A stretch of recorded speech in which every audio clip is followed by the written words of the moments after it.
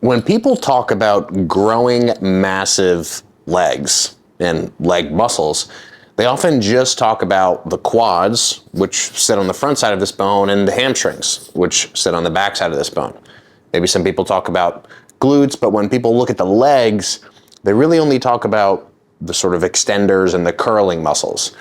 But there's one group of muscles, the ones on the inside of the thigh, called the adductors, which in my opinion are the most neglected and yet highest return on investment muscle group in terms of just how much size they add to the side of the leg. Now, if we think about really well-known bodybuilders who have massive quads, the first one that comes to mind is the quad father himself, Tom Platz, which many of you probably know.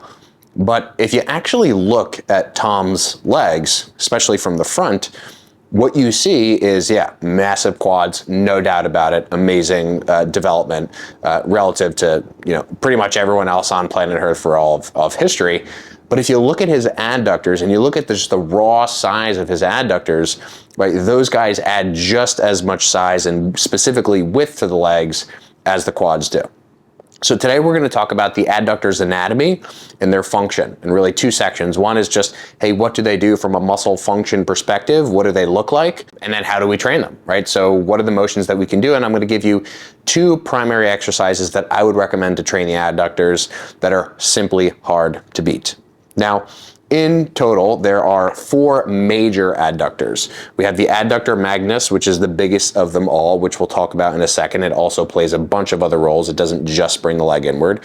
We have the pectineus, which sits higher up on what is known as the pubis bone and runs down to the femur. We have the adductor brevis and the adductor longus, and those are our main four. And so they all pull the leg in very slightly different directions, but regardless of whether the leg is here and I'm pulling it inward from the side, or it's sort of upward over here and I'm pulling it inward this way, all of the adductors, because they sit on the inside of this joint space, they're going to close the gap between this bone over here, again known as the pubis, and or the ischium, which is this bottom part right there, if you can see it, which is where your hamstrings attach as well. And they're basically just going to pull these points together. So for our intents and purposes in the gym, we can just think about them as adductor muscles, but it's also important to recognize that they're going to be active during other kinds of motions. So I mentioned the adductor magnus, again, this really, really big one on the back side of the hip. It has the ability not just to pull the leg inward from a variety of positions, but also downward. Okay, so this adductor magnus will be trained very, very well with any kind of leg pressing or squatting type motion, whereas the other adductors, the other three that I named, will not be as well trained with those kinds of motions. So category one and exercise number one is going to be some kind of exercise that mimics the seated adduction. Now, many of you are familiar with the seated adduction machine. It's fairly simple. You sit down, you put your legs on the pads, and you move your legs inward and outward against the resistance. If you only did that exercise for the rest of time, all of your adductors, I think, would be quite well developed over the long run. And so does it need to really be more complicated than that? I don't think so. However, many gyms don't actually have this machine, and if you do have access to this machine and you don't like it, there are other things that we can do. So let me offer a couple of replacement options for you all in order of which ones are my favorite to less favorite, or just the ones that I like a little bit less. So the first option that I would use to replace the seated adduction is what I like to call a single leg sideways hyperextension. It's a mouthful, but it's basically just an exercise where you're going to get into the hyperextension machine facing the side. So you're going to do this one leg at a time, and you're basically going to use the machine in a similar way that you would, at least in principle, to doing some kind of 45-degree hip extension for the hamstrings and glutes. But since you're turned sideways, and since you have an anchor on the inside of your shin and on the outside of your thigh, you can basically just tip over leftward and rightward. And essentially, what are you doing? Well, you're doing like an exercise where you're moving your leg from here to here, except the pelvis is the thing that is moving and the spine is the thing that is moving. So you're fixing your leg here, right? And then you're basically just tipping your pelvis over in this direction.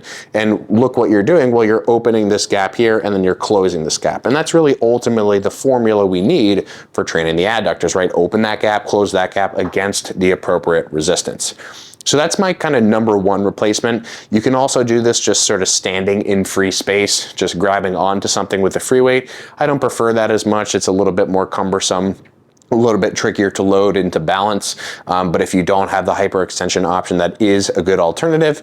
And then the last replacement that I'll offer is just something like this, which is typically known as a dynamic Copenhagen plank. I don't care what you call it. It's basically just an exercise where you're slamming the inside of your femur against something like a bench, and you're loading something perhaps on top of the hip, like a dumbbell or plates or sandbags, if you have that option to progress that exercise over time. So those are sort of my favorite adduction specific exercises. Again, from most favorite in my personal experience to least favorite kind of exercise. The more that you move away from that seated adduction machine, the more coordination demand things require, the more difficult things are to load progressively over time. But the seated adduction machine just wins all day, every day for any adduction related goal. And then we have our separate category, remember, our lower body press, in which we can do some kind of squatting related pattern. It doesn't have to look like a barbell squat. Of course it could. And all we're really looking to do is we're looking to do some kind of squatting type activity a little bit wider out to the side. Right? Why? Well, because that adductor magnus, again, that biggest one, is going to stretch most, not just when I bring my leg upward, but also outward. So I want to kind of do something that looks a little bit more like a wider stance squat. Again, this could be a free weight type thing. I personally have a huge preference for something like a wider stance leg press, where you're just allowing your feet to be a little bit wider. Perhaps the toes are pointed outward, and you're really concentrated on getting your legs nice and deep. You know, you can think about your knees sort of coming just directly outside your chest, all the while making sure that as you go through the motion, you're keeping your spine nice and stable. Remember, we don't want to turn these exercises into something that we're not intending. And so just make sure that as you go through those wide stance movements, you can just pay attention to keeping your spine still and making sure that all the motion is really just occurring through this specific joint, again, because we're training muscles of the lower body. And so once you kind of have that layout, that pattern of, okay, if I want to fully develop my adductors, I kind of just need something where I'm directly adducting against resistance, as in the first category, and then something where I'm just doing some kind of wider squatting motion.